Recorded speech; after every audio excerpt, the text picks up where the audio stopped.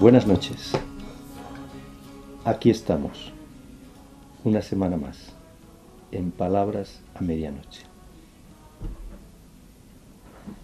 Acaba de salir algo que yo estaba esperando con verdadero anhelo, con tantas y tantas ganas. La poesía reunida de Jesús Aguado, que es una de las voces más recias, más sensibles y más bellas de la poesía española. Y claro, he dicho, tenemos que traerlo. Tiene que venir y tiene que estar aquí con ustedes para compartir esa poesía reunida que él titula El Fugitivo. Buenas noches, Jesús. Buenas noches. El Fugitivo. ¿Qué es eso del fugitivo? ¿Por qué le has puesto ese nombre? Bueno, pues siempre he intentado evitar que cada uno de mis libros se convierta en una cárcel para mí. Es por eso que he cambiado de voz, he cambiado de estilo, he cambiado casi de mood, ¿no? Para cambiarme yo y para sentirme libre. Creo que es un gran error para un poeta y también para una persona encerrarse en una mayúscula, sea esta mayúscula de mucho prestigio como tener una poética o incluso el amor o cualquier otra cosa, ¿no? Huyes de todas las prisiones, no te gusta eso de las cadenas, las cárceles, nada, fuera. No sé si huyo o lo intento, simplemente me quedo en alguien que intenta una y otra vez fugarse de la cárcel. No me puedo poner como ejemplo de libertad en ningún sentido, por lo tanto no puedo decir que sea alguien que se ha fugado de todas estas cárceles, pero al menos lo intento. Pues fíjate que ahora que lo dices, Jesús, El tiempo y la eternidad, que es un poema muy hermoso de los que están aquí reunidos, empieza con un verso que tiene que ver mucho con esto. Estoy cansado de ser alguien parecido a sí mismo cada día.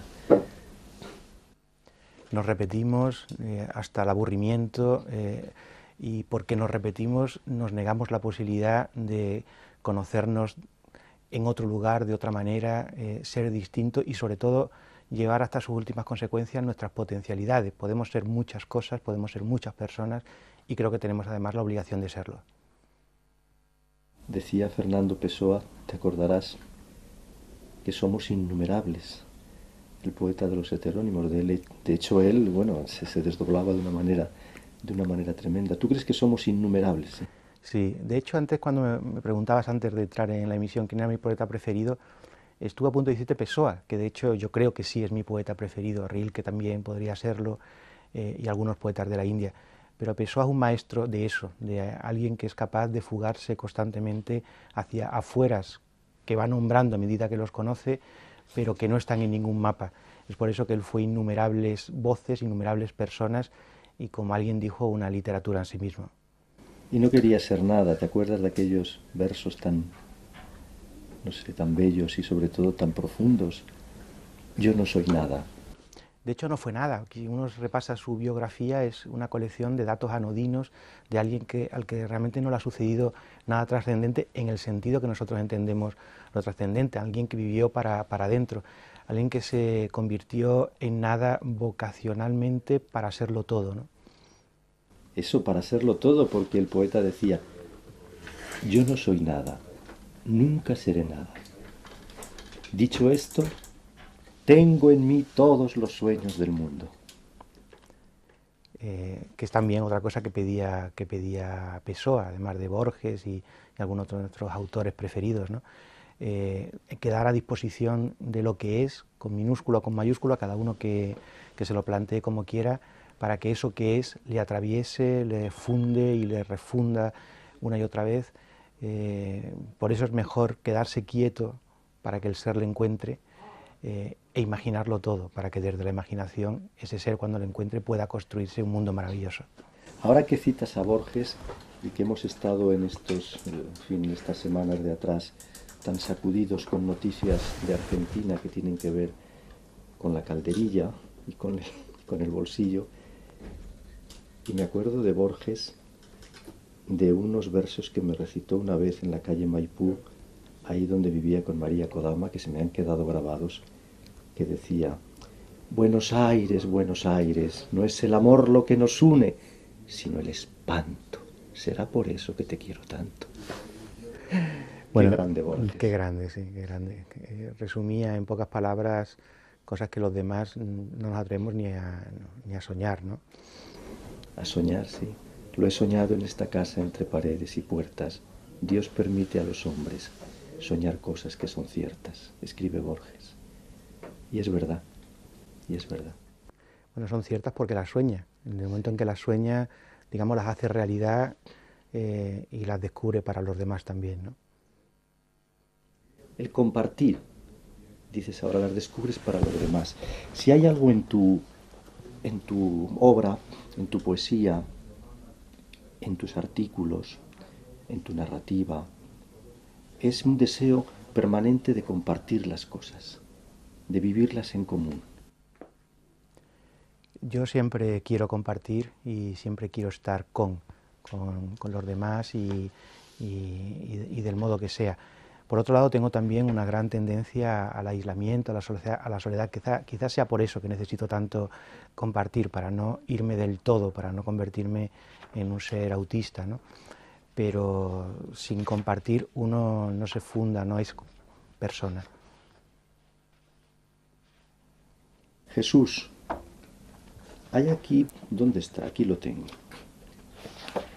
Un artículo tuyo que me llamó mucho la atención y que empezaba así. La mentira es el cemento del mundo. Qué fuerte, ¿no? Bueno, lo estamos viendo constantemente. Primero empezamos por mentirnos a nosotros mismos de muchas maneras. No siempre somos conscientes, pero nos inventamos muchas estrategias para estar de espaldas a lo que somos, a nuestra verdad. Pero luego es que el mundo, o desde el mundo, nos están mintiendo acerca de todo lo que tiene que ver con nosotros, la política, en la economía, en la enseñanza, en los libros que se publican. Yo creo que hay muy pocas personas que de una manera genuina, sincera, desnuda, va hacia la verdad y nos la cuenta. Y por eso son tan preciosas estas personas y hay que buscarlas, en los libros o en la vida. Van hacia la verdad y nos la cuentan, decías. La verdad os hará libres, dice el Galileo. Pero ¿dónde está la verdad? ¿Dónde está la verdad? ¿Dónde está la verdad? La pregunta, la gran pregunta, ¿qué es la verdad? Bueno, la verdad, cuando se plantea con mayúsculas, yo creo que no está, o no está para nosotros, como personas que tienen una limitación, digamos, de tipo racional. La verdad hay que buscarla en las minúsculas, hay que buscarla en el corazón de las personas, hay que buscarla en la naturaleza, hay que buscarla en todos esos lugares donde todavía no se ha corrompido por su sujeción a una mayúscula del tipo que sea. Mentimos tanto y tan bien que ya ni nos damos cuenta, dice Jesús Aguado. ¿Te acuerdas?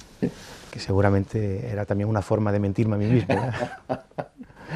Antes, cuando hablábamos de tus poetas preferidos, has citado a Rilke y a Fernando Pessoa, el poeta del desasosiego y de tantas cosas. Y bueno, pues me hablaste también de otro gran poeta que es Octavio Paz. Aquí tengo su obra poética completa, en una edición del autor, por cierto, muy cuidada y muy hermosa. Y hay aquí un verso que a mí me parece sublime. El festín de los buitres. Comieron tanto que no pudieron volar. La sociedad del hartazgo.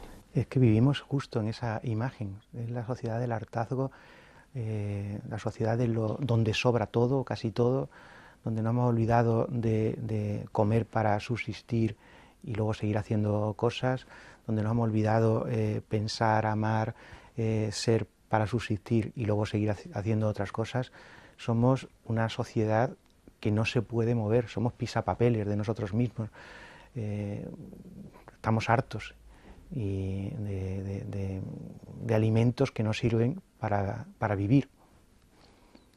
Tal vez por eso nos venga bien ahora este periodo de vacas flacas. Lo peor es para los que les aprieta mucho y en fin, que le pasan muy mal. Pero en algunos aspectos las vacas flacas de vez en cuando como que son necesarias, ¿verdad? Sí, vivir en crisis, en una encrucijada de caminos es positivo para cualquier persona y cualquier sociedad, sin olvidarnos de que es otro nivel, tú lo has dicho, ¿no?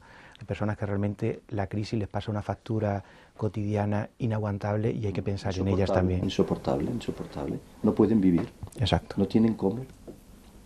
Y además con esta manía que les ha entrado en Bruselas de que nos tenemos que quitar el pan de la boca para cumplir el déficit, que es una cosa que yo no entiendo. Lo digo siempre, Alemania no cumplió el déficit, Francia no cumplió el déficit y no pasó nada. Y ahora resulta que nosotros para cumplir el déficit tenemos que quitarnos el pan de la boca, pero ¿dónde se ha visto esto? Bueno, se ha dicho mil veces y yo estoy de acuerdo. Es una crisis y un momento de la historia donde los que más tienen quieren tener todavía más, quitándoselo en efecto de la boca a los que tienen menos o no tienen nada. Tengo un poema aquí que te voy a pedir que leas. Encantado. Porque estoy persuadido de que a nuestras telespectadoras y telespectadores les va a gustar tanto o más que a mí. Pero en tu voz. Este. Este. No sirve lo que fui. Lo que no he sido es lo importante. Mi pasado no existe de tanto no quererlo.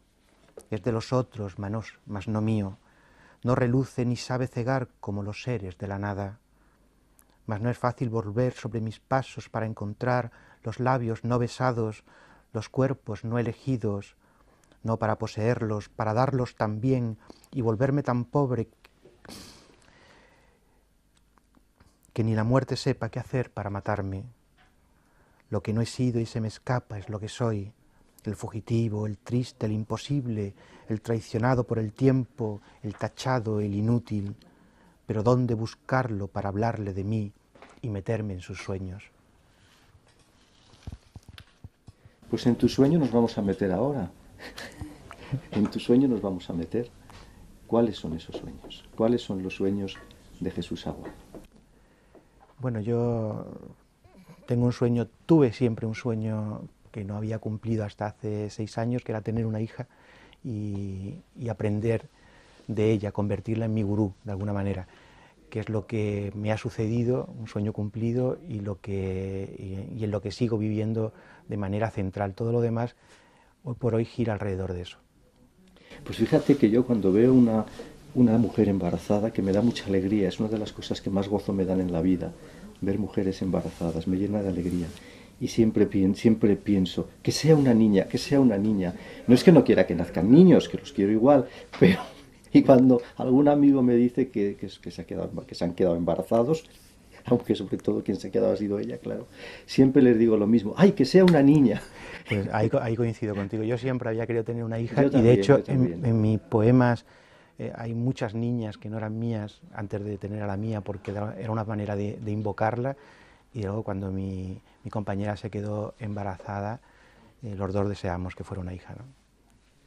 Sí, las hijas dan mucha alegría y hay una corriente de ternura y de comunicación entre un padre y una hija que es muy fuerte. El carnaval del mundo, el carnaval de la vida. Tú has escrito sobre el carnaval. El carnaval te gusta mucho a ti. Te he leído varias veces cosas sobre el carnaval.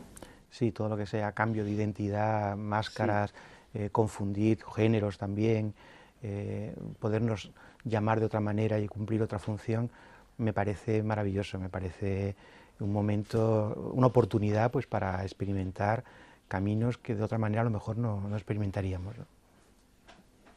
Y ya que estamos en esta noche de poesía, reunidos en torno a tu poesía reunida, aunque luego nos vas a leer otro poema tuyo, pero tengo aquí uno más que me gustaría que leyeras, que es también de Octavio Paz, ¿no?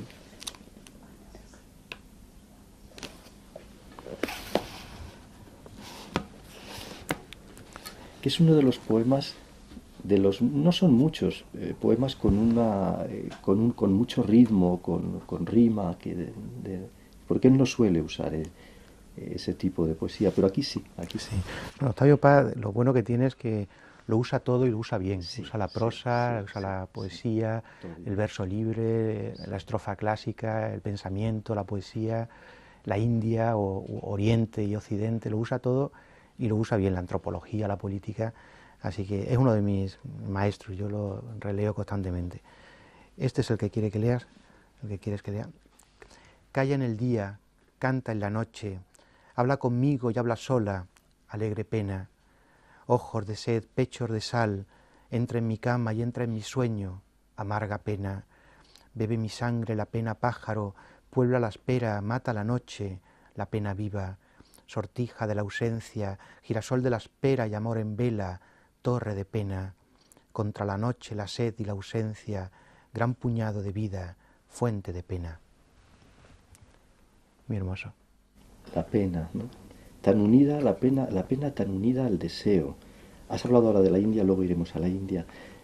La pena y el deseo, que están tan unidos.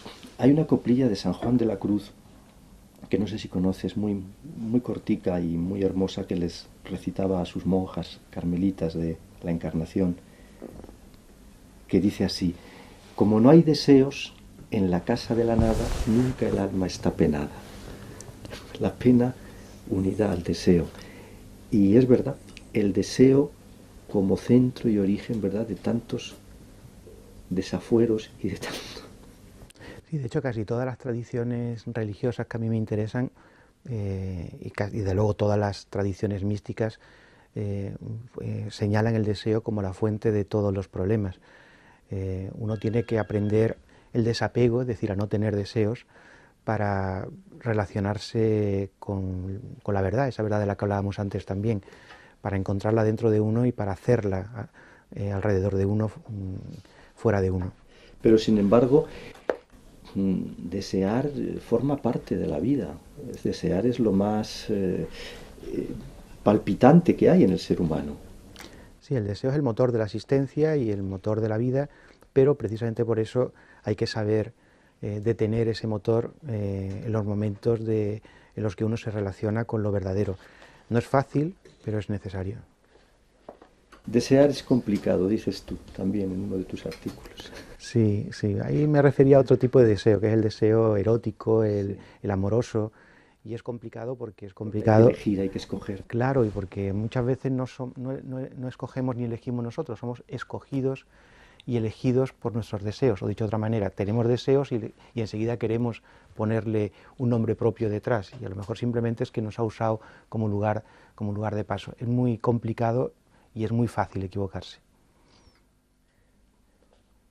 Tú que amas tanto a la India y que has vivido allí, junto al Ganges, en Benarés, has pasado allí largo, ¿cuánto? Casi 2 años, ¿no? O más. Bueno, la última de 2 años y medio, pero he 2 años y medio. pasado temporadas anteriores de incluso un año seguida. Allí junto al Ganges, en esa ciudad, ahí sí que hay todo tipo de deseos y de sentimientos y de vida y más vida mezclada con la muerte.